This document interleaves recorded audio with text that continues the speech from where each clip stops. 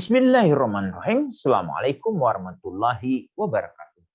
Pemirsa Lihat TV, Ayahanda dan Bunda, Alhamdulillah kita masih diberi kesempatan oleh Allah untuk berbagi informasi, terutama kepada para mahasiswa maupun para peneliti. Kali ini tentang metode yang kedua, wawancara kualitatif. Wawancara kualitatif ini menjadi sangat penting untuk kita perhatikan, terutama terkait dengan penggunaan metode ini didasarkan pada dua alasan.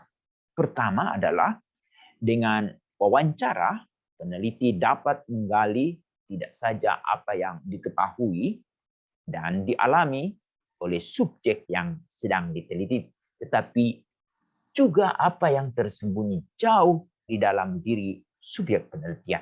Ini yang menjadi harus kita perhatikan menjadi seorang peneliti kualitatif. Ini kunci pertama yang harus kita pastikan. Kita upayakan untuk sampai ke hal-hal yang seperti yang ditekankan pada bagian nomor 1 ini. Yang kedua adalah apa yang ditanyakan kepada informan bisa mencakup hal-hal yang bersifat lintas waktu, yang berkaitan dengan masa lampau, masa sekarang, dan juga masa yang akan datang. Ini menjadi sangat penting untuk kita ketahui lebih detail lagi. Kemudian, yang menarik di dalam metode wawancara kualitatif ini, kita menggunakan pendekatan interpretatif, di mana kunci yang harus kita perhatikan atau perlu juga kita garis bawahi yaitu terletak pada kemampuan peneliti dalam menjalin hubungan dengan informan. Nah, ini untuk itu pada saat metode pengamatan yang kita jelaskan sebelumnya, ini harus sudah mulai kita merekam, kita memotret, terutama para informan yang akan kita wawancarai secara mendalam atau melalui wawancara kualitatif.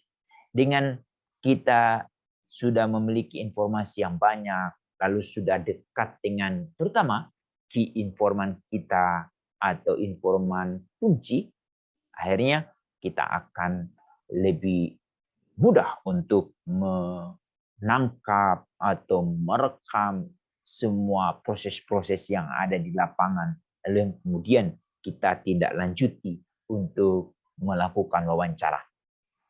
Kemudian yang kedua, pendekatan ini lebih menekankan pada peneliti itu sendiri. Peneliti sebagai instrumen penelitian itu perlu pemahaman muncul melalui interaksi. Jadi melalui interaksi ini kita bukan sedang menilai seseorang, tetapi kita mampu memahami apa yang diungkapkan baik dari tutur kata maupun dari gerak tubuh atau bahasa tubuh. Ini yang menjadi penting. Lalu yang kedua, kita benar-benar harus memahami konteks. Begitu juga pada saat kita menjalin komunikasi dengan informan yang sedang kita wawancarai, kita harus pastikan si informan juga menguasai konteks yang sedang kita teliti. Lalu yang ketiga, bagaimana memahami pengalaman informan. Nah, ini beberapa cara yang dapat kita upayakan. Memang pendekatan juga menjadi sangat penting, lalu hubungan dengan informan itu juga sangat penting. Tapi menjadi menarik juga adalah kalau kita mengetahui melalui pintu mana kita mau masuk dengan informan ini. Kita harus tahu bagaimana pengalaman beliau terkait dengan topik-topik yang sedang kita teliti, lalu bagaimana pengalaman beliau terhadap lingkungan yang di sekitar, kemudian bagaimana proses sehingga apa yang sedang kita teliti ini benar-benar dipahami oleh masyarakat. Ini juga menjadi penting. Ambil contoh terkait kita sedang mau mendalami terkait dengan resiliensi anak usia dini. Berarti para key informan yang sedang kita wawancara ini juga benar-benar memahami apa yang sedang kita alami terkait dengan apa itu resiliensi atau daya lentik atau daya tahan untuk kesiapan seorang anak pada masa kini maupun pada masa yang akan datang. Sehingga ini benar-benar kita harus tahu apakah si informan ini memiliki pengalaman tidak.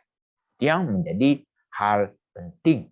Lalu yang terakhir, bagaimana informan berbagi pemahaman. Nah, ini yang jadi menarik.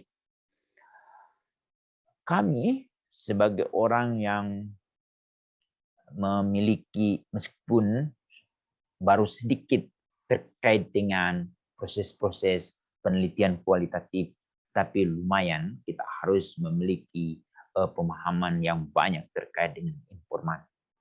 Apa hobinya, apa kebiasaan dia, lalu kemudian topik-topik apa yang menarik dia tertarik untuk berbagi cerita, lalu kemudian dari berbagai cerita itu kemudian bisa kita mulai ajak informan untuk membagi informasi kepada kita.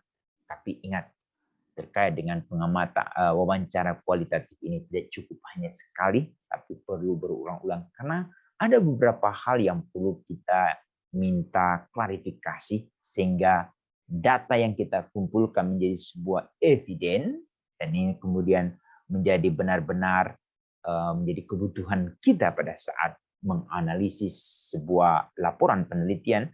Ini kuncinya adalah bagaimana kita mendapatkan informasi dari informan, terutama terkait apa yang dia pahami terkait apa yang sedang kita teliti. Nah, ini jadi catatan penting. Kemudian ada berbagai jenis wawancara kualitatif. Wawancara kualitatif ini tergantung dari orang yang sedang meneliti. Pertama adalah wawancara sejarah kehidupan. Atau kita ingin mau menulis sebuah bibliografi atau autobiografi dari seseorang, kita bisa melakukan atau kita harus mendalami ke belakang sejarah dari orang yang sedang kita teliti. Terutama terkait dengan mungkin ini kita harus menguasai sebuah metode hermeneutik, menelusuri ke belakang. Ini bagi seorang mahasiswa, terutama yang S1 juga perlu mulai sejak dari awal mendalami ini. Lalu kemudian teman-teman yang sedang ambil magister atau sedang mengambil program doktoral, nah ini program doktoral menjadi sangat penting. Tetapi kekuatannya itu kalau sudah terbiasa saat kita di S1, kita sudah menguasai tentang wawancara sejarah kehidupan ini juga menjadi sangat penting. Itu yang pertama. Yang kedua adalah wawancara etnografi. Etnografi ini biasanya dilakukan oleh teman-teman dari antropolog untuk mengetahui tentang kebudayaan dari sebuah suku bangsa atau kehidupan sebuah masyarakat. Ini memang benar-benar kita harus menguasai. Lalu yang ketiga adalah wawancara postmodern. Nah, ini juga menjadi sangat penting. Postmodern berarti kita harus menguasai berbagai teori-teori klasik, lalu teori postmodern. Lalu yang menjadi penting yang terakhir ini adalah wawancara feminis. Apa ini? Ini maksud dengan wawancara feminis. Ini berarti ini akan digunakan oleh teman-teman yang ada di kajian wanita atau di kajian gender. Di sana memang ada beberapa hal yang menjadi catatan penting, terutama pada saat kita mau mengajukan sebuah pertanyaan atau sebuah hal yang ingin kita klarifikasi di dalam pemilihan kata atau di dalam pemilihan diksi. Jangan sampai terjadi bias. Ini menjadi penting. Untuk itu berharap teman-teman aktivis perempuan atau aktivis feminis ini juga membagi informasi ini juga kepada para mahasiswa atau para peneliti. Nah, ini menjadi penting. Kemudian apa yang harus diperhatikan oleh seorang pewawancara? Karena dia adalah sebagai instrumen, pertama harus aktif mendengar. Jadi tidak banyak bertanya, tapi kita aktif mendengar. Untuk itu, telinga kita harus benar-benar mawas mencatat kata-kata kunci dari informan kita yang kemudian perlu kita tanyakan lagi, perlu kita pastikan lagi, menjadi penting. Kemudian yang kedua adalah empati. Empatik ini memang dari sikap kita, ya. Kita juga harus pandai membaca gerak tubuh atau mimik dari informan kita. Kalau dia agak gelisah, itu bertanda ada sesuatu yang perlu kita mulai pertimbangkan, terutama di beberapa pertanyaan. Atau mungkin dia mau membantu istrinya, kalau seorang suami sedang kita wawancarai, atau dia seorang tokoh sangat dibutuhkan oleh orang yang kemudian menjadi tamunya, ini juga harus kita mulai perhatikan. Empati. Apalagi kalau yang kita wawancarai anak-anak atau orang-orang dengan kebutuhan khusus, juga harus kita berempati terhadap mereka. Ini butuh latihan. Tidak hanya terjadi begitu saja. Ini tugas sebagai seorang pewawancara yang menjadi penting. Kemudian, ini yang ketiga, lentur dan tanggap. Lentur itu bagaimana? Ini yang kita tidak boleh kaku, kita tidak boleh agak formal, tapi namanya juga wawancara kualitatif. Memang butuh entertain sedikit-sedikit. Kita masuk dulu di cerita-cerita tentang hobi dari informan, lalu kemudian kita mulai tarik lagi ke topik yang mau kita dalami. Tetapi ini yang menjadi sangat penting. Ingat, kita sebagai seorang peneliti bukan seorang penyuluh. Nah, jadi kalau kita mau berbagi informasi diperbolehkan, tetapi tidak boleh lebih. Kita sebagai seorang peneliti, bukan seorang penyuluh atau seorang edukator atau seorang yang sedang campaign. Seorang peneliti, kita harus garis bawahi. Kemudian ini yang menjadi penting tugas pewawancara ini kadang-kadang kita suka lupa adalah merekam dan mencatat. Merekam, kita sekarang sudah punya handphone yang mampu merekam beberapa jam.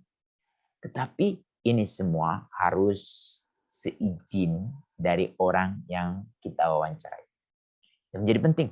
Tapi yang kedua ini adalah mencatat. Mencatat bukan mencatat semua apa yang disampaikan oleh informan, tetapi kata-kata kunci ini yang kemudian nanti kita akan kumpulkan menjadi satu tema-tema yang akan kita jadikan domain dalam analisis data. Jadi penting. Atau menjadi coding untuk memudahkan kita mengumpulkan hal-hal yang ingin kita kategorisasi. Menjadi penting. Kemudian jangan lupa, jangan asik dengan cerita dari si informan, lalu kita lupa mengakhiri wawancara. Untuk itu, ingat, 1 jam wawancara itu 6-7 jam untuk transkrip. Jangan kita habiskan waktu kita dengan sia-sia.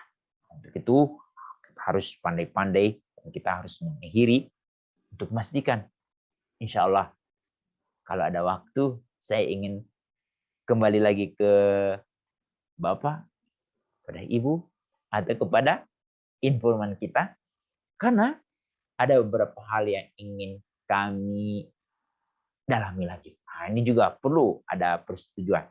Tapi Ini juga harus mulai kita baca bagaimana gerak tubuh dia. Kalau dia welcome, nah ini berarti kita sudah diterima. Tapi dia banyak alasan atau apa, itu bertanda ada sesuatu yang tidak beres dengan diri kita.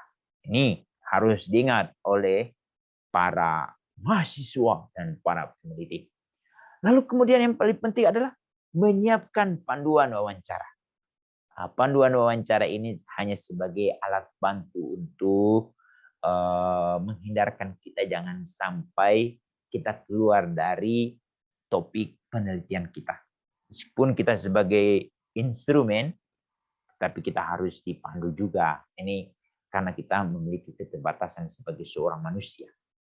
Lalu lebih mendengar, sedikit berbicara. Ini yang menjadi penting. Kemudian menindaklanjuti jawaban informan. Hal yang paling penting, bertanya dengan pertanyaan yang jelas. Jadi kalau ingin bertanya itu memang harus jelas dan mudah dipahami oleh orang yang mau kita tanyakan. Tapi juga harus kita tahu adalah apakah harus dengan suara sedang, suara keras, atau suara lembut. Ini karena kita perlu harus tahu apakah informan kita memiliki gangguan dalam pendengaran atau tidak, atau bagaimana. Jadi penting. Untuk itu dalam proses pengamatan sebelum melakukan wawancara, ini menjadi penting untuk melengkapi portofolio dari informan kita. Kemudian bertanya dengan pertanyaan yang fokus. Penjelasan lengkap, tapi bukan melakukan probing. Untuk itu, menghindari pertanyaan yang mengarahkan itu menjadi penting. Lalu, bertanya dengan pertanyaan terbuka. Berdasarkan penjelasan Bapak tadi, ada sesuatu hal yang ingin saya dalami. Sebutkan itu apa yang Bapak maksudkan tadi dengan kebiasaan warga di sekitar sini selalu nongkrong. Kita tanyakan. Jadi penting. Kemudian menghindari pertanyaan mengapa. Mengapa ini akan menjadi kunci mematikan. Mengapa Bapak? Nah, itu. Pak, tadi saya mendengarkan penjelasan Bapak itu membuat saya ingin tahu lebih dalam. Apa yang dimaksud dengan pernyataan tadi? Akhirnya dijelaskan. Ini terjadi, adakah hal-hal yang perlu Bapak jelaskan lagi sehingga warga sangat tertarik dengan hal tersebut. Nah, ini diuraikan. Untuk itu hindari kata mengapa.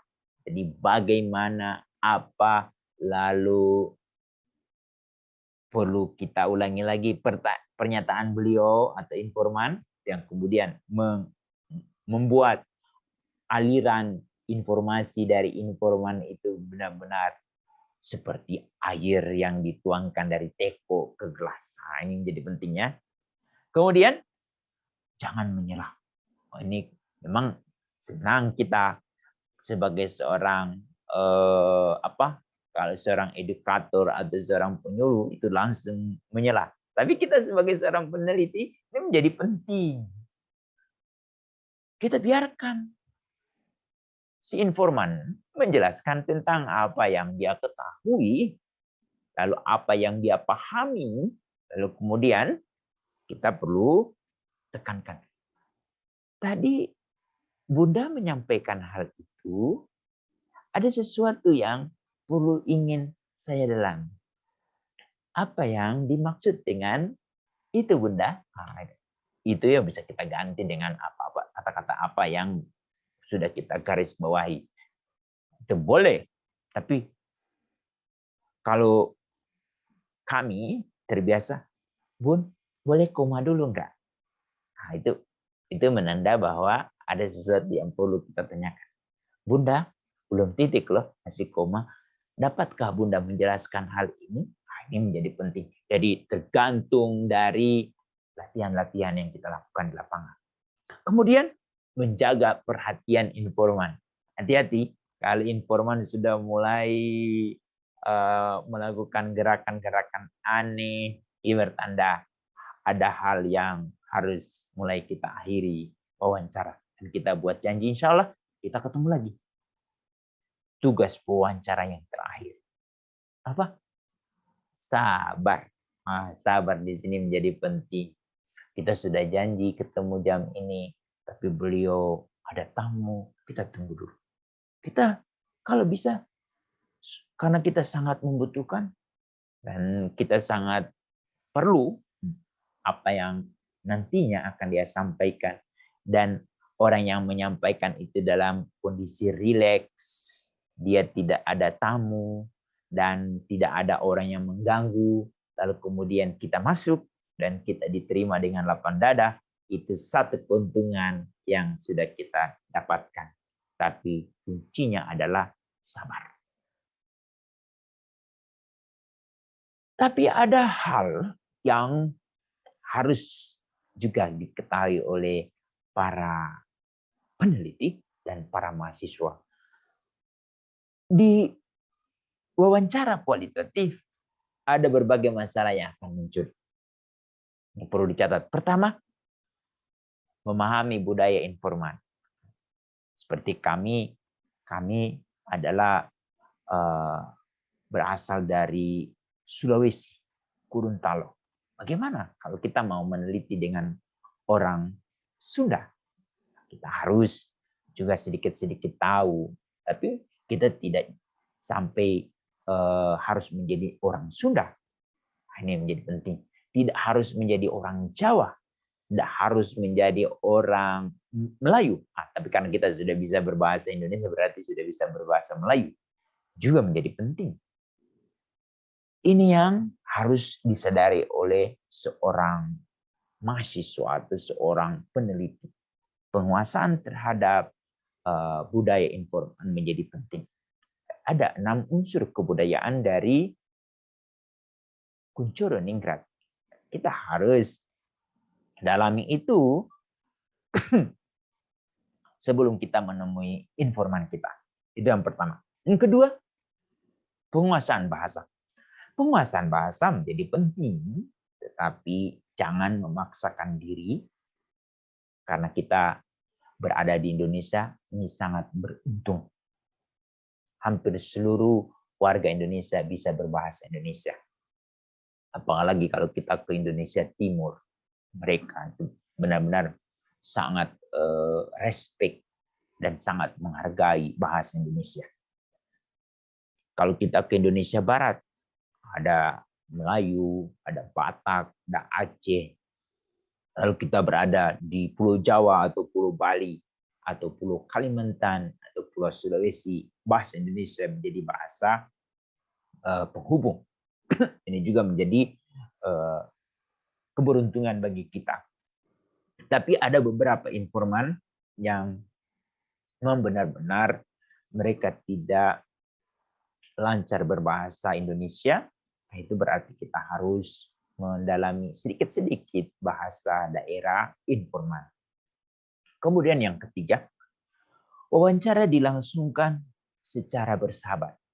Ini juga jadi masalah bagi mereka yang tidak mudah akrab dengan orang, ini juga menjadi penting. Tapi tidak harus nongkrong, tidak harus ini. Tapi pengalaman dari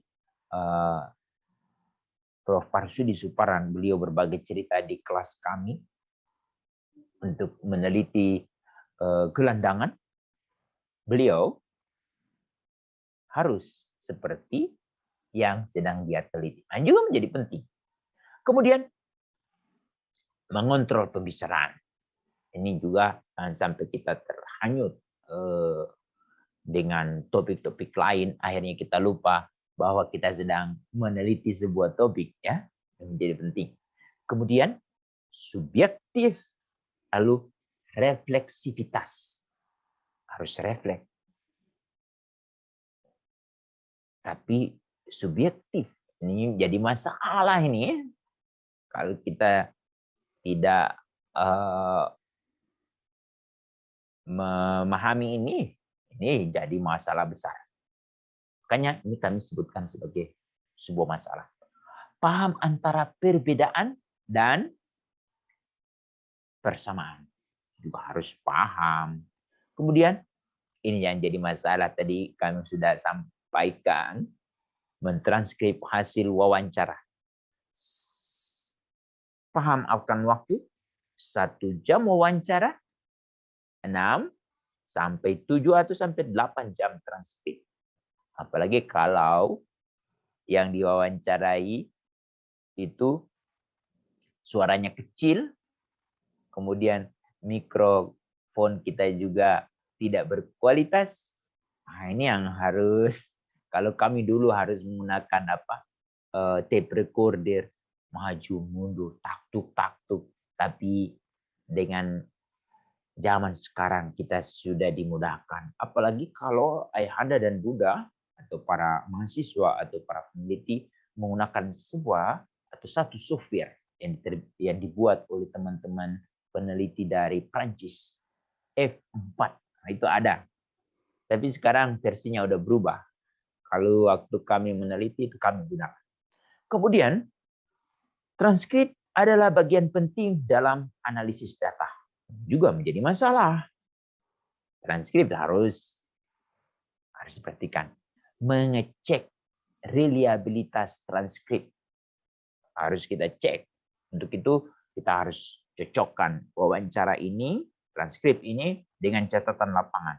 Karena kadang-kadang kita dari lapangan tidak langsung transkrip. Itu akhirnya kita kehilangan nuansa saat wawancara. Bagaimana kebatinannya, bagaimana hubungan, bagaimana interaksi. Itu semua tidak terlihat atau tidak terekam di transkrip atau di rekaman kita. Tetapi itu ada di ingatan kita. Kita sebagai instrumen juga harus memastikan. Untuk itu jangan menunda waktu. Ini menjadi penting.